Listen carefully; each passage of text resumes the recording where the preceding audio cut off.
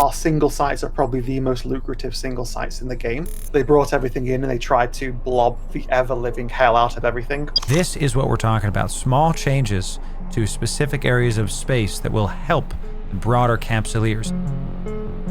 Ladies and gentlemen, here he is, Drake Iddon. Good to see you, Drake. Thanks for taking the time. Give the people a nice hello. Hello, everyone. Excellent. I'm going to be turning up the audio. Go ahead and speak some more words, Drake, so I can get the audio perfect. Just say some more words. Perfect. Podfrin is obviously the best place. We're going to continue saying how good Podfrin is and how look you should keep going there. It's 4 years old today. Happy birthday, Podfrin. And here's for another 4 more years. Here's to another 4 years, Podfrin. Excellent. And chat, you let me know if it's still too soft. I can always raise stuff live. Drake, thanks for taking the time. Great to talk to you. I guess we'll start at the top. Many people here are new to EVE Online. What the heck is a CSM, and why should the newbies care? So the CSM is probably the most effective and well-known focus group of any MMO. Essentially, every year to a year and a half, depending on how the FanFest lines up, really, CCP will hold an election, which is what is happening now. And they have 12 spots. 10 are elected by you, the players, directly. And the last 2 based on, I think it's the top 20 people that don't get on. CCP then chooses 2 based on what they want or need out of the next year of development. And that is how you get your 12 candidates of CSM. Those CSM sign an NDA and they get to work with CCP directly, influencing both new content that's coming out, and then also what most CSM people campaign on is places in the game that they feel needs a lot of work or needs improvements, or even brand new ideas that they think CCP is sleeping on. Awesome. Essentially, that is what the CSM is. They essentially spend roughly 20 hours a week working with CCP. And they will also have a 1 week in the year. They're all flown out to Iceland to meet with CCP face to face to speak to all the devs, and they will have a 8-hour day every day, just hash absolutely everything out and get 8 hours. Yeah, 8 hours every day for the full 5 days, and then obviously they'll go out and get completely wasted in the bars each night, but it's a great time for hey, work hard, party hard, you know. Exactly, especially in Iceland. But it's a great way to actually see and interact with the devs face to face and get much needed one-on-one time with them. And even if their dev time is planned out a year in advance, they may say, look, I've got a little bit of extra time on this day, we can maybe work together and try and get some fixes in that you need, and that's essentially what the CSM does. Gotcha. It's not perfect, but nothing ever is. But I think it's easily the best group. Oh yeah, if y'all missed that, EVE Online is a game whose developers care so much about their community that they're willing to have the community choose who will represent them as, call it, a liaison to the devs. Is that a fair word? Liaison, Drake? Is that accurate? Yeah, liaison or a focus group is probably the most accurate as well. Gotcha. And we're talking to you today because your platform, which the link, by the way, if you want to view his application, y'all, will be in the description of this YouTube video. If you're watching us live, we'll find that link for you and we will post it to you at the end /just a sec. So you, Drake, are a Podfrin local. Is that fair? Is that fair to say? Yep. I've been living in Podfrin since its inception. So full 4 years now. So what drove you to go for CSM this year? Was it the treatment? Was it the treatment of Podfrin? Was it various things around Podfrin? Tell me about that. So I've been trying unsuccessfully to get onto CSM for 3 years now. What I have been doing is, because Podfrin, despite it being, in my eyes, the greatest space in the game, it is still very much half complete, and it has many issues. One, just for the region itself, and 2, its effects on the health of New Eden as a whole. And I've been working as best I can with the devs and the Podfrin community as a whole to get fixes through. So even though I've been unsuccessful on the CSM, that's not stopped me. We have been extremely successful in the past year. We've had 2 full patches, well, technically 3, 1 fixed patch and 2 actual update patches through to Poshvin, which was a direct result of myself and the Poshvin community. Mainly me, I form what is known as a roundtable, so I invite the leadership or a representative of as many groups as I can get.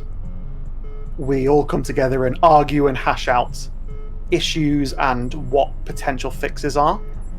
That gets essentially condensed into a white paper, and that goes directly to the devs. And we've had 2 patches from that which have not fixed everything. It's baby steps, but it has made the space a lot more healthy. And I'm hoping to continue that. If I can get onto the CSM, I'll, in theory, be much more effective. Sure. But if I don't get elected, it's not going to stop me. I'm going to keep going. Gotcha. Yeah. So I think the big question for everybody that is listening right now, obviously the Pochfin locals are most likely going to vote for you because you are Pochfin face. You are the person that is going to help out the area of Eve. I agree with you, by the way. I love Pochfin. I love Wormhole Space. I think those 2 are like some of the most pure areas of Eve because of their level of player interactability. Sure, if that's a word. I didn't finish college. The point is, I think you're doing a good job helping this area of space. I think it's a noble thing. But those people that don't live in Pochfin, the people that are new, let's say, and are scared of Pochfin because they haven't watched my salvaging video, okay? They haven't watched it and they don't know what's up. Those people that don't know about the Pochfin stuff, what would you say to those people? Why should they vote for you over other candidates? So Pochfin, the changes to Pochfin won't just affect Pochfin. Because Pochfin is such a lucrative area, it's having a direct inflationary impact on the rest of the game. So if anyone's noticed that ships now are much more expensive than they were before, although there has been a patch recently to make the build costs go down, essentially what is happening on an economics perspective is there's the same amount of demand, the same amount of production, but most people, there's more money chasing the same items, and that is where the inflation comes from. Right. The reason why Pochfin is such a huge impact of that is, well, our single sites are probably the most lucrative single sites in the game. Each site injects 3.5 billion ISK into the economy as a direct injection. It's not items that you can sell on the market which will get taxed, right, or LP. It's just straight ISK, and that is one of the core things I want to get changed. What would you change about it? And actually, can I back up a bit? People that don't know, he's referring to the observatory flashpoint, the OBS, the OBS. This is a extremely lucrative site that has a cap on how many fleet members can go into it, and you can unironically get hundreds of millions of ISK, if not billions of ISK, if you stay on top of it every evening. I didn't say day. The most I've ever done, I think we did 4 back-to-back in our home system of Kino. We just got lucky with the spawn strike, right? Our fleet was already ready. 4 back-to-back. I was like, oh, easy 800 million ISK in 40 minutes. We just banged them out. It was hilarious. And some of you are listening are going like, oh my God, Loru, I don't have that much ever. You will keep listening to the man. So you were saying, Drake, please. Yes. I can't remember where I was at that point, but so the direct ISK injection is what is making that inflationary pressure in the rest of the game. And what I want to do, I don't want to nerf it into the ground. No one wants things to be nerfed into the ground. Right. What I want to do is to move that from direct ISK injection to red loot, which is the loot you get from... That's such a good idea. Yeah, because right now, as soon as you finish the site, that money is yours. It can never be taken away unless you are in a corp that's 100% tax rate, at which point... Right. So no more bounties. This is from one of our people in chat. No more bounties, but instead move it to red loot. Is that correct? Yes, and the end result is essentially the same. But one, when you sell the red loot, there's a bit of an ISK sink there when you sell it to the NPCs. And 2, which is the more important part, you can lose your ship and that can be stolen from you. It's stealable, right? Exactly. Counterplay. Yeah. That one fix should do so much for the region and the rest of the game. I feel that should have been put in long ago, but that's one of my pet projects at the moment is. I think you're right. And CCP Games, I endorse Drake for that idea alone, okay? Because right now, you and I know, because we both live in the Potch area, in the good old triangle, that if Ob's fleet, you see one on D-scan, if it's been like 10 minutes, people are just like, yeah, well, they already got it, right? Yeah. And then no one, I mean, you can go fight them if you have the numbers, but there's no contesting, right? Because it's like, oh, they already got the ISK. The best we can do is take out their ships, and sure, there's Marauder balls, which we will get to. But I agree with you that it doesn't give counterplay, and you would think that CCP Games would be wanting this kind of change as well, especially after a lot of the recent changes have been, hey, we're not like a lot of the loyalty point store changes this past couple patches, the past couple months have been, instead of you spend the points, you get a ship, it's you spend a point, you get the BPCs. Now you have to go craft the ship. Now they've added a step in to give more life to that sector of space. We're not going to talk about the Equinox changes, chat. We've already discussed them in length. Okay. But I like this idea. I think it makes a lot of sense. Speaking of OBS, are you the reason that Marauders are so expensive, Drake? How many have you killed? Or is it you that's making my Kronos too expensive? Or is it the Vargar that's too expensive now? Tell me about it. All the Marauders are so expensive because so many just die in Poshvin. It is essentially because it's such a ubiquitously good ship. It's in every area of space. And in Poshvin, they actually weren't dying that much until one of the changes that we got through. And I believe someone asked what a condensed version of what we got through was. One was we changed the AI so you can't run away and use drones and you stay 500 kilometers away in perfect safety. That was changed. Didn't perfectly work very well. There's some other issues that come with that, but it's a good step.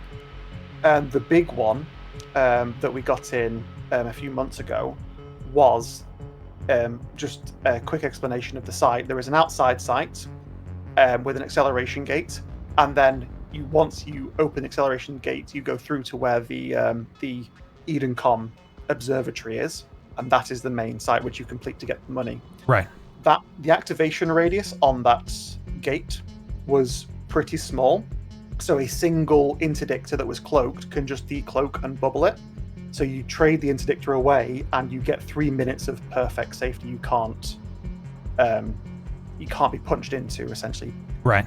What we did, what I identified was this tactic of waterboarding, which is the act of sacrificing interdictors one by one just to keep them out. That's incredible. Is fundamentally what's suppressing PvP in those sites. So we increased the radius by 15%. That single act alone is what's propelled us to the #1 spots on the destruction every month since it was put in. I can't understate how effective it was. It was more effective than even I thought it would be. Right. So there is now counterplay. But what happened was everyone essentially came to the conclusion that, well, if we don't want to be punched inside the site, so we're just always going to take the fight outside the site. So you just have Marauders just slapping each other in the face outside the site to decide who gets to go inside. And by Marauders, he means Vargars, ladies and gentlemen. Okay, there's a reason they're more expensive. Sheesh. Yeah. So, that's a really good point. It's a specific type of Vargar. It's essentially now called the musket Vargar. So everyone just has max shield buffer, max armor buffer, and artillery. You don't need to heal if they're dead. Yeah. You just warp in next to each other, and it's like the old Civil War firing lines. Oh my god, it's so they funny. Just out for each other. It's so bizarre, but it's. But yeah, Vargas are definitely the highest. I think Vargas accounted for exactly half of all destruction in Poshvin last month. That's how common they are. That's wild. And I can believe it. Just me warp it around, chat. It's D-scan. Yep, another Vargar fleet. Yep, you got it. Oh, another system, another Vargar fleet. That makes sense. And y'all, you have to hear this. It's not about big changes, okay? Some of these might be what people would consider big, but the people that are running for CSM like Drake are the power users, the ones that have been doing this for longer than they want to admit, okay? You know, so we play the game a lot, all right? We want to make sure that the game is in a good state, in a great state, and right now, there's not a lot, in my opinion, that needs to be done. We're not going to talk about nullsec. That's another video, all right? This area of space, Pochfin, fine-tune a couple things, and I think it'll be even better. Speaking of fine-tuning, give me your thoughts about multi-boxers and the multi-box situation in Pochvin. When elected, what would you do to combat this menace? Drake, tell me about it.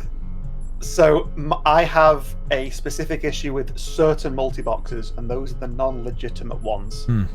People that use automation scripts, people who use bots, or any other thing like that. I absolutely loathe them.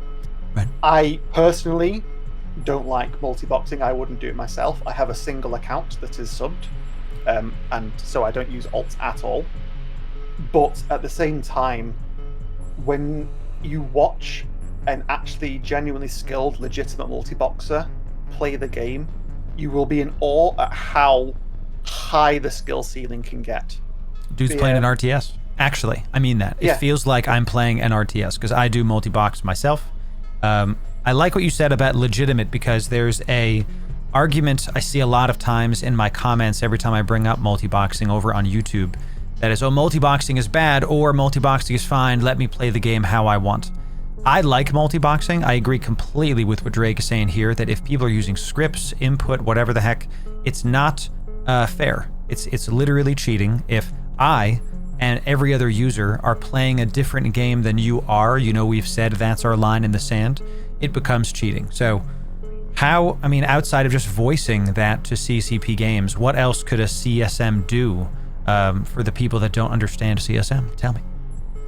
In what way? In the multi-boxing way, or just would you just push for more, how are the bans going? What is the ban? What are the popular tools? Like, how would you help that situation if possible?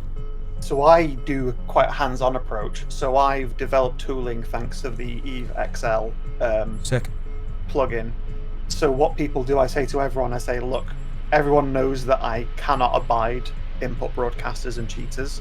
If you suspect someone is input broadcasting, don't tell me, get me evidence, and I will review it. And I have quite a lot of tooling. Nice. That you send me the logs, and I will analyze them, and then I will generally go back to the person. I'll say, I don't think this is input broadcasting for these reasons, and I'll lay it out why. And if I do think it is, I'll say, right, okay, please tell me the character you're going to report these people on, report them, and then I will escalate it to CCP, so they will know the exact time and fight they need to look at. Wow. So it's essentially the report system at the moment is quite slow. I think a lot of people who have done any reports will realize they don't get much of a reply at all from GMs for a few weeks. Just because I have some contacts within CCP, I can at least get them to poke it, and they'll look at it quite fast. Right. I don't think I can count the number of groups of multi-boxers personally have been banned from me pushing. Oof. It has been quite a lot. Do the same thing with any RMTers. There was a big RMT wave ban a few months ago, which hit, I think it was something like 60, 70 accounts or something like that. Jeez. And most of those were Pochvin based. And I've been doing that. Really? Most of them were Pochvin based? Yeah? That doesn't surprise me. With how the OBS sites are and how it's so... It's not that the OBS sites are easy. It's that it's easy if you have 15 accounts and they're all Vargers with musket spec, as you say, to just warp onto a grid, pop some nodes all day, every day makes sense to me. And something I don't want to breeze past what he just says, chat. He said that people are sending him logs.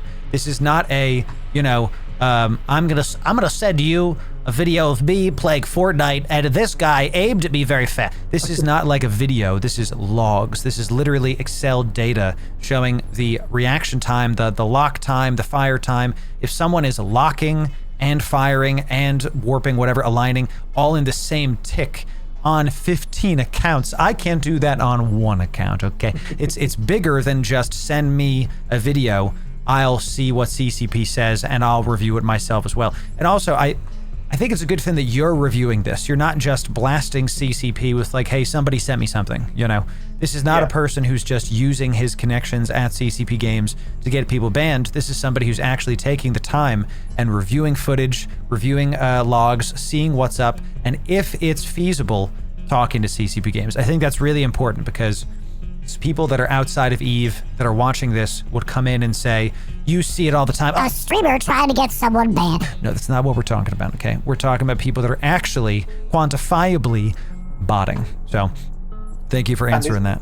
Go ahead. And also, just to tack onto that, it's not single instances. We don't say, like, this person looks like he's botted once, get rid of him. We establish a pattern of behavior among multiple fights on multiple days until we're satisfied, well, specifically until CCP are satisfied that, yes, this is almost without a doubt someone who's cheating. Yeah. I'm glad you're doing that too. Y'all, you would recall the EVE partner Magaibo also put out a video about input broadcasting at JITA. And it's very much the same conversation that the people that are using cheat engines should not be playing the game because it is not something that is good for the growth and the sustainability of the game itself. If you have somebody that is multi-boxing, on 6 monitors in their basement on 15 Vargers, that's not fun to play against, especially when they're doing more per second than any person can do. It's not fun. So anything else you want to add there, Drake? Really, the other thing is people will report other people out of spite as well. One example is someone who is no longer in the community. He essentially quit the game. He was called Dora. He was one of the original EOS multi-boxers, legitimate EOS multi-boxers, and he was in Pandemic Horde. He fell out with them essentially, and not only did he leave, he then camped them into their own system while he took all the money in Poshfin, which is hilarious. That's pretty awesome. But if only the story stopped there, Yeah, the result of that is people would mass report him all the time, and it eventually goes to what is colloquially known as GM roulette.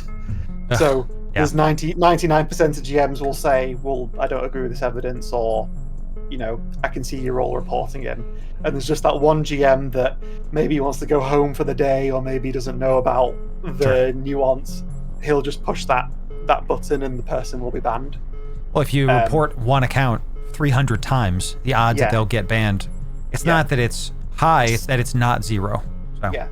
So on the flip side of getting people banned, I also help escalate appeals. And this is just I don't know any facts about the situation. I am just getting it forwarded to CCP so they can escalate it. Sure. So it's essentially, I am the stick to get who I believe are cheaters banned, but at the same time, I'm anyone who thinks they've been wrongly banned. Right. I will help them appeal it, but it is CCP's decision. So the idea is, I can definitely make a mistake. CCP can make mistakes. So regardless of what I think of the person, I will also help them appeal. Of course. And that's, I like that too, because I see this is the first time, Drake, you and I have actually had a conversation, and I already see a balanced approach to this, which is why I'm definitely going to vote for you for CSM, Drake, okay? This is already great stuff so far. Excellent stuff, chat. Drake gets the Loru seal of approval, okay? I do see some comments in chat talking about multi-boxing. We have not and have never said there's something wrong with multi-boxing. It's the people that are using scripts, input broadcasting to automate, and 1 click becomes 15 clicks. That is what Drake is talking about, so specifically. Let's talk about a fun one.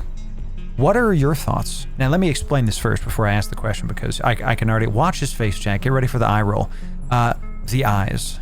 The CCTV network in Pochfin. Yeah. For those that don't know, Pochfin is what's called a smaller group of systems than Null, than any other area in space. It's trackable. And what some people have done, and this is not well known, but well known enough to the people that are in Pochfin, that there are eyes, there are AFK people cloaked on gates, on specifically the gates typically, but across the entirety of Pochfin, simply watching and broadcasting all the information, all of the probe scanners, all of the people coming through, where are they going, which gate are they going, all this constantly in real time at all times. What are your thoughts on this, Drake? Is this a good thing for the game? Is this a bad thing for the game? Tell me. So, one of the changes we got through a few weeks ago was we could finally anchor mobile observatories, that is a year and a half worth of work for essentially a simple database change. And also, I got help as well. So despite not getting on the CSM last time, Amelia Duskspace and Stitch Caneland on the CSM also championed that and pushed for it. So thank you to them. Mobile observatories have issues. They cost way too much for what they do, but simply allowing to anchor that is what changed, essentially helped Poshvin. So someone asked, saying, did the anti-cloak deployable have any impact? And it's not an impact you're going to see. So some people have anchored it and killed a few things, and there has been one fight where Pandemic Horde tried to kill one, and they fed, I think, 2 paladins, which was quite funny. Nice. But the reason I wanted it in wasn't really so it was used. It was so we can, one, that there's any counter, even if it's a bad counter, to the CCTV. Right. The other one is we can then more easily identify the CCTV that isn't playing by the rules. And since then, we have had now, in fact, let me just check one thing. Sure. Has this gone through? Here, check that. No, it hasn't. Okay, so go please. So since then, we've had 3 full ban waves of CCTV bot groups. So that is 81 accounts. Wow. So 2 were botting, and we could see that as soon as the observatory flashpoint went live, their behavior immediately changed, and it kept doing the same thing over and over again. Another one was alpha account exploiting. They had 27 alpha accounts. Yowzer. Right. So just free accounts chilling in Poshvin. Exactly. Gotcha. Yeah. So they're gone. 81 accounts. And for the other ones that are left, they've also changed their behavior. So a lot of them are now no longer on the gates themselves, on the grids. They are now just tethered on a citadel, which is completely fine by me. They can still see if the mobile observatory is there, which is the main point of the CCTV, but they now no longer have the eyes on the gates, so they can't see where the other groups are. That's a big point too, y'all, because I'm the theme I'm seeing with a lot of what Drake is talking about is counterplay, and we all know that the mobile observatory is getting deployed in Pochvin. This didn't solve something, but it added a step, and that again is one of the themes that we're talking about. It added just one more thing for the player interactability to have, for the players to be able to do.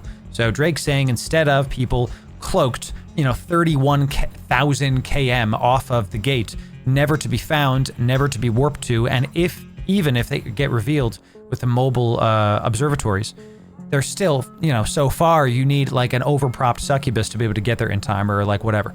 And even then they just warp off. And before they were just seeing people on the gate and seeing the probe scanner. So that's a massive amount of information. Like every system, y'all, they were able, the eyes with the CCTV people, whatever, were able to see every scanned site, which that's how the observatory flashpoints come in. That's why it's so valuable. And they see the fleets moving from system to system because they're on the gates. And Drake, you're saying now that they're tethered onto stations, so now people aren't seeing necessarily what is on the gate to gate in every system. Go ahead. Yeah, you can't really kill them because they're tethered and they'll be approaching a bookmark, but they have been identifiably nerfed in the amount of information they give. The other way people are doing it is they're having crucibles, what are they called? Crucifiers, with max ECCM script just flying off into the distance in a safe spot. That's funny. This does the same thing, and you need virtues to scan them down. I bet. But the effect is the same. They can't see the gates, at least. Right. The next step, because I'm not done with it yet, is I want to get rid. So the core issue I have with CCTV is it's very valuable as an intel tool, but it's almost a requirement to be able to get to the observatory sites first. If you don't have it, you're likely going to be second to the site, and that's a huge deal because you're warping into someone who is set up to receive you, or they're already inside the site. Right. Which can be an even bigger problem. So the next thing I want to do is simply add the anomalies of Poshvin to the agency window. Yes. Then everyone can access it. Exactly. Yes. Man, I'm a fan, Drake, of elegant solutions, of making something that is, there's something very wise about an elegant solution, something that balances. I don't see any negatives to that, right? Like right now, people and corp leaders have to essentially pay for these, if they have them, for these CCTV services. And this is mass information scouting, right? But if everybody has the same information and it's in the agency, something that's already in the game, why isn't it in the agency? Why not in, that doesn't really make sense to me. We have Tetramon sites are in the agency for Crimson Harvest. Why not observatory sites? Is it because of how they spawn, or is it like a special kind of site? Why aren't they in it now? Do you know this thing? I have no idea. Not a clue. Because the agency is a relatively new thing, and these sites used to be on there when the invasion content was happening, before Podshman existed. After Podshman was formed, all the sites essentially broke and they were not usable at all. And eventually, after a few months, CCP, some devs in some spare time fixed one of them. That's why the only flashpoints you'll see in there are the Amarian ones with the revelation. Okay, gotcha. I would like to see the other ones come back, but that's not a priority because the people aren't really spec tanking the EM and thermal damage because they're Amar. Because they're already far tanky regardless. It would be nice to have all the other factions back, but baby steps first. Oh yeah. So that's already a massive improvement. So yes, but I love that they idea. have Good. The agency, and I want to see them back. Yeah. Again, y'all, the theme is we need counterplay from the players and more equal, call it, opportunity for the players. If everybody has the same opportunity to get to the OBS, the Observatory Flashpoints and Podshman first, without having to have some like intel service, because even if somebody doesn't use like an eyes network, whatever, they still have to have someone who's like dedicated scout just staring at a computer. That's not fun, right? That's not enjoyable. So instead, let's have it be so that the OBS is in the agency. That way, if I open up the agency, there it is. Oh, hey, I'm already checking for sites. I'm already doing some exploration, whatever. There it is. I can see it. That sounds like a really good idea to me. So it's one of my favorite questions that was given to us by one of our people over at KYBERNAUTS. Thank you very much, Davey. Is Podshman mechanics are similar, but how Podshman behaves as a area is different than, say, the rest of space. It's even different compared to wormhole space. What do you think are there any lessons that have been learned that through your Podshman experience that we should be pushing for / in your opinion should be applied to the greater part of the game? Tell me about it. Love that question. Thank you, Davey. So one of the huge differences to Podshman, what I've been telling to people is, and we saw this probably about a year and a half after Podshman was formed, once all the nullsec groups realized how good of a tax resource Podshman was, they brought everything in and they tried to blob the ever-living hell out of everything, and they came up against the wall that is Podshman. M+1 as a meta in Podshman simply doesn't work all the time, as opposed to all the time. Podshman is not immune to the M+1, but it is very resistant, and that's through the reduction in warp speed, the high prolific amount of scramming rats and instant kill rats, and the high use of dead space in the area. Because in dead space positioning is a lot more rewarding, and it's a lot harder to counter good positioning. Can you explain what that is to people that don't know, please? So dead space is, you will have all noticed this at some point when you do missions. You can't warp within a dead space area to another point in that dead space area. And when you warp to the dead space area, you will only land at a specific point, at any range, but you'll be warping to a specific point. You can't use combat probes in there or anything like that. And you can't anchor anything in there besides a mobile tractor unit, things like that. Right. So the reason why it's so different to the rest of EVE is if you have a group that is large enough, you will have combat probes. So suddenly combat probes can basically alleviate any misplays you've had in positioning. If you've arrived to the site late and they're quite far off and set up, you could have just not warped the site. You can warp to them directly using combat probes. You can't do that with Dead Space. And on top of that, then in Dead Space, you have the acceleration gates, which take you to another pocket of the Dead Space. That's what I was going to say. You have another, even if they get to it, there's another room that they'll be on D-scan. You can react. Because if you're anything like me, I'm just pressing D-scan. It's just second nature at this point. I'm just clicking it, you know. I need to find a video, which was quite an old one by Volta. It was called Rip and Tear, and it was 12 people inside the observatory site. I think it was Pandemic Horde decided that they wanted that site, so they brought 200 Nagas and Tempests and Logi, and they had to go through that acceleration gate. And on the other side, those 12 people had the double damage buff. And those 12 people absolutely slaughtered everyone else. Can someone find me that video? I need to react to this, please. Okay. Yeah. Rip if anyone can find guy it, music. It's by No Pro, and it's called Rip and Tear. I can probably find it a bit later. But I love that. Yeah. It is an amazing video to watch, but that is a good example of why Dead Space is naturally resistant to N+1, because local space knowledge accounts for so much power and positioning power. There's also other things that which aren't related to Dead Space. For example, the drifters, you can influence their AI quite a lot. You can turn them on, and well, not off, but you used to be able to turn them off. Right. You can turn the AI on at specific points. I used this against 3 Nagas that warped in on me, and I only had enough shots to kill one in my Panther. So what I did was, as they started warp, I shot and destroyed a sleeper frigate on a site, which woke all the drifters up. I immediately cloaked. The Nagas landed and tackled everything for me. I then one-shot one of the Nagas, and the drifters killed the other 2 for me. See? Actual fun play with mobs, y'all. Goodness gracious. Nice. And you can do similar things with during the siege of Scarcon. There's only one NPC station which Horde were evacing to, and I, Iddon Com negative, brought all the Iddon Com to my into where I was in a Naglfar, one of the rare Poshman capitals. Nice. And they were all shooting at me.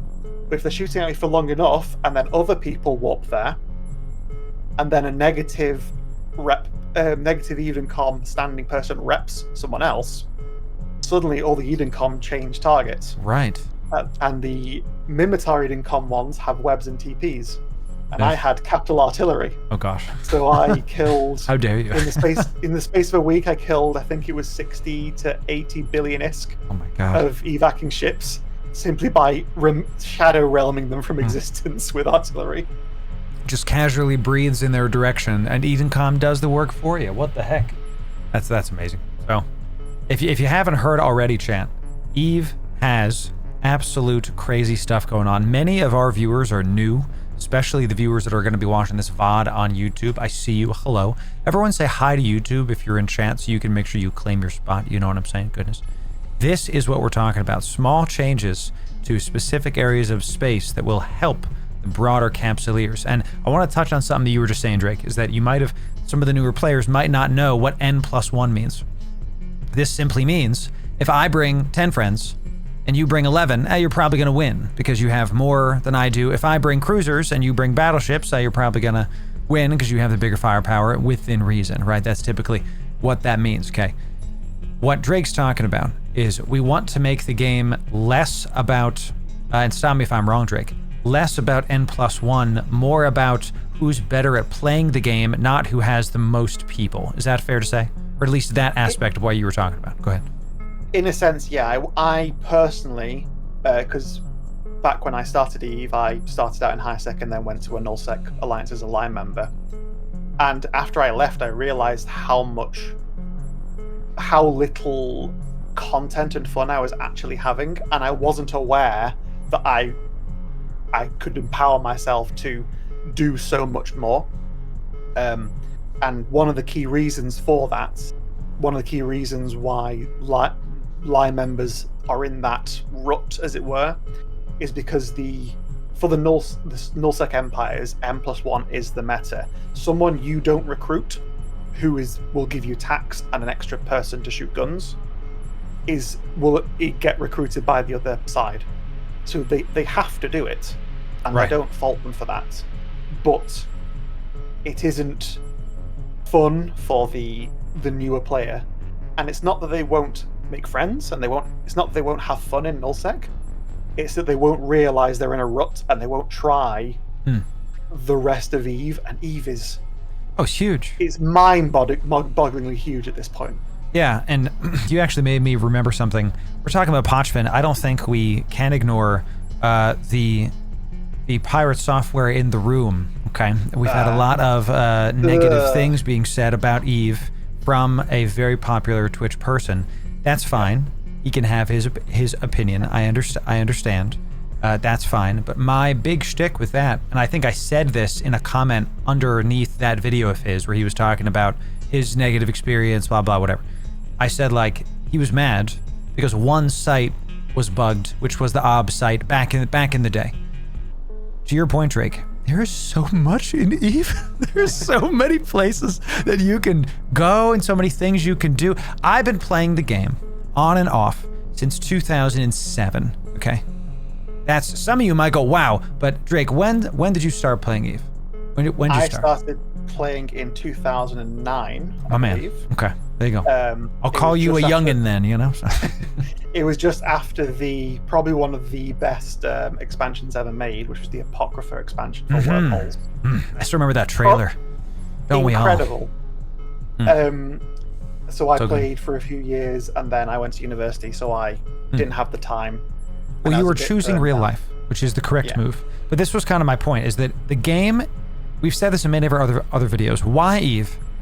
Why do you, Drake, play Eve? Why do I play Eve? Why do we give our time and our effort? Why are you running for a basically collegiate student government in a video game? You know, that's kind of how I see it, right? Why do all this? Because Eve is not just a video game to a lot of us. It's closer to a livelihood more than I would like it to be personally. But hey, that's where we'll have that conversation, you know. Eve is a game that we care about. Eve is a game that you can put down for 7 years like I did, and then pick it back up, and your ships are still mostly live. There wasn't a lot of nerfs. Most of my ships look better. My Gila didn't look like it was assembled by a 5-year-old. Now it looks much better, okay? And one of the things that I like about this game is that the community knows what it wants, and there's so much to do. There's always more to learn. And just on this call alone, you prompted some gears to turn in my head about some various things. But let's zoom out for a sec. We've been talking about Pochfin a lot, and there's a lot of Pochfin people here. I see you, everybody typing in. Everyone, put a red triangle in chat if you're a Pochfin local. I want to see it. Show Drake that you are, in fact, going to see him. He'll probably kill you with his RD Panther. So there, it happens to the best of us. So at the moment, if you want to go and salvage in Pochfin, is the best time because my ship currently doesn't have guns. I'm trying to finally get them upgraded to the mythical Tobias officer guns. Ooh, my man. There you go. Well done. Let's zoom out for a sec. We talked about how long you've been playing. Tell us like a brief history about your Eve career. Like what led you to get into Pochfin over other areas of space? So, when I came back to the game, so I went to university, I started getting my career into some form of career that I liked. I finally got myself moved into a house, and then COVID hit. Yep. And during COVID, a nifty little game called Eve Echoes released for mobile. So I was like, oh my god, I haven't played Eve in ages. I'm going to go and try it. So I did, and I thought, wow, this is nowhere near as good as what Eve was. There's a reason why I haven't made Eve Echoes content. And that brought the itch back. That's what brought me back into Eve. So I joined back into. It was just at the end of Chapter 2 of the Invasion content. So I got my bearings and moved stuff around. I put a load of stuff into an Iddon Mark V, untanked, and then took it from Ren's to Jita. Obviously, I got ganked and lost it all, and then I realized, oh yeah, this is Eve. I should probably not be a fellow nose ship enjoyer. Goodness gracious. And then when Nyaja got flipped is when I really noticed the invasion content, and I thought, oh, this looked really cool. Like they're making, you can change the sec status of high sec now. That's incredible. So I got into it at the end of the invasion content, and then CCP came out and said, as a warning, if you have your ships and items in these 27 systems, you want to move them out. And I was like, ooh, why? I know, right? What if I don't? By the way, that happened to one of my friends, one of my best friends. I started playing Eve again. I started making Eve content, whatever. He came back to Eve because he was just, oh, hey, saw one of your shorts, whatever. And he signs in. He goes, bro, I signed in. All my stuff. He had like a golem, all this like crazy, he just was a high sec Care Bear like myself. For most of my Eve career, I was a high sec Care Bear. And then I took the plunge and jumped into the freaking triangle sheesh. But he's like, how do I get my stuff out? I was like, brother, you got to hire like a hauling corp that you trust. You cannot try to do this yourself. You can't travel fit a golem and say like, I'll be safe. No, it's just not gonna happen. He did get his stuff out. It was very funny when he was like, dude, I signed in. Why is everything red? And I just went, oh no. Oh no, dude. So yeah, please. Thank you. It's fantastic. Yeah. So my immediate reaction to get your stuff out was, well, what if I put all my stuff in? What's going to happen? And I did that, and everything turned red. And at that point, I was in. The CEO is in the chat. Opus, also known as Evonian News. The man. KYBERNAUT. We essentially had no idea what we were doing, and we were on patch day. We were opened up to a really nice red skybox. Drifters and diamond rats sieging absolutely every citadel in the region. Yes, sir. The gates weren't working for me because I didn't have enough standings because I'd only recently come back. And then the rest of the entire system was so buggy you couldn't do anything. So it was a bit of a bittersweet patch for us. Yes. So then the great standings grind happened. And which a load of people did the bugged version, which was just go to the drone lands and kill the drones there. CCP then immediately reverted all of those, which is a bit of a pain. I then took a month out because at the same time KYBERNAUT said we want to get offices in Pozhven stations, so we need the Corp standings to be above this level. I was bringing them down, so I stepped away for a bit. And then as I was coming back, this is where we get from just the beginnings of Pozhven to when Pozhven became drama-filled and cutthroat. Well, as I was coming back, exactly. One of my best friends in KYBERNAUT, who I'd met through KYBERNAUT, the esteemed Beta Page, was an FC in Kyber. And Opus is saying in chat now, he knows what's coming. So Beta Page and Opus and the leadership had a little bit of a falling out. Essentially, the OBS money was fixed and came back to the region.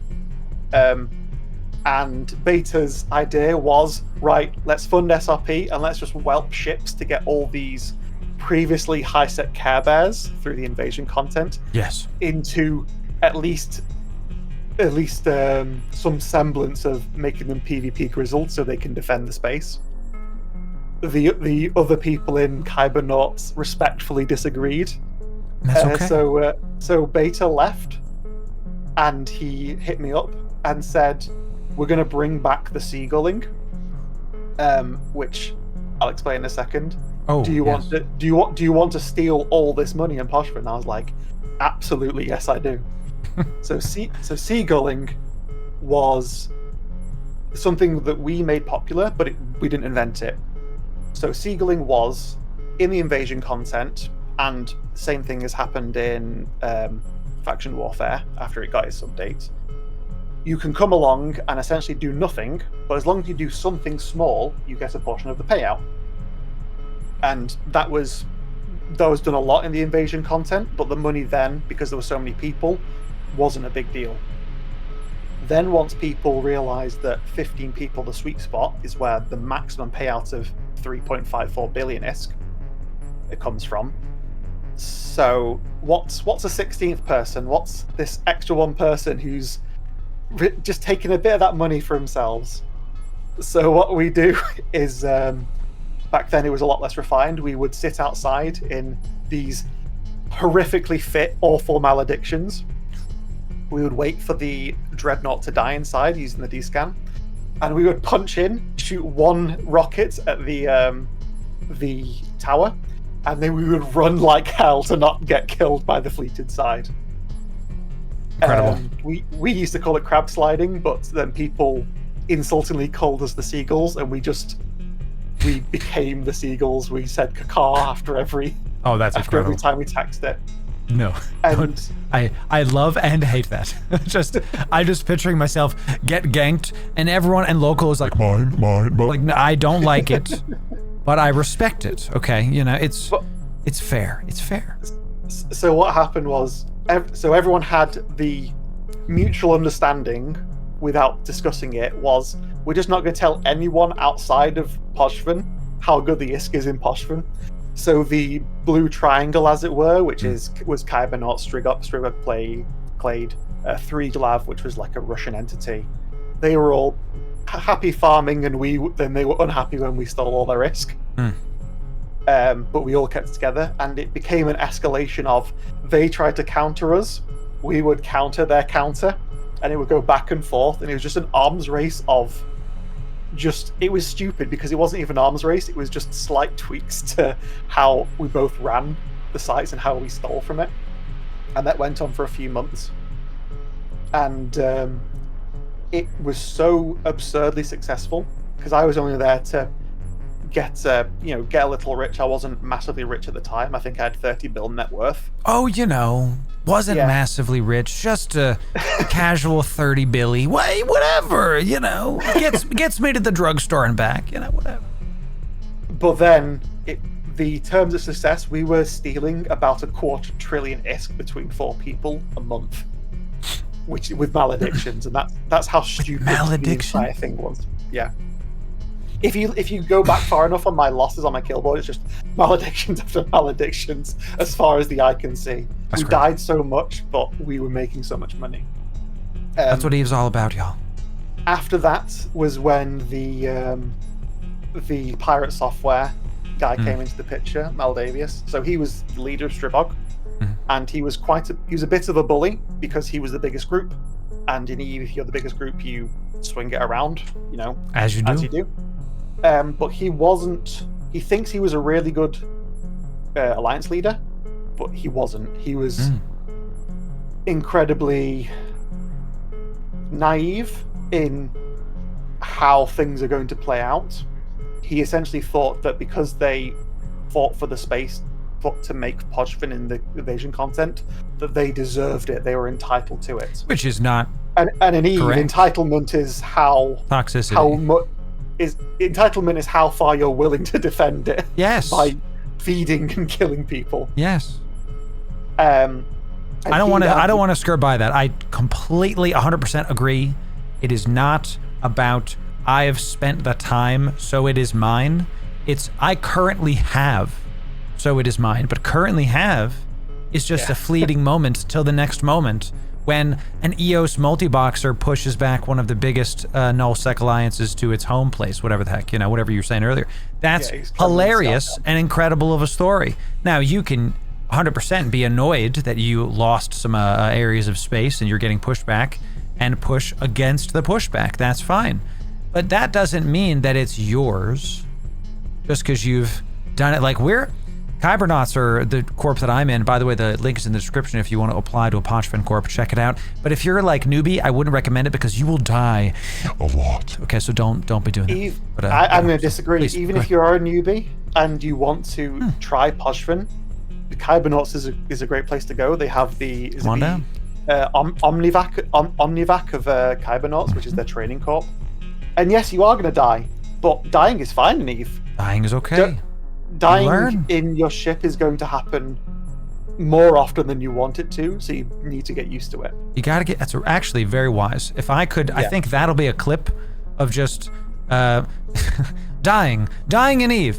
It's part of the game with like the more you know thing, you know? It's gonna be great. The amount of times I've died to random stuff, the amount of times I've not died when I deserve to in my my Panther that costs too much. After this gun upgrade, it's going to be upwards of nearly 500 billion-esque in one ship. Brother. It's the longest living ship in Podfin as far as I'm aware. It's currently sat on 461 kill marks. Did you say you have a Panther Black Ops battleship, chat, in Podfin? Okay. That is 460 something kill marks. 461. Yeah. That is bananas. That is wow. Yeah, wow. What are you gonna do?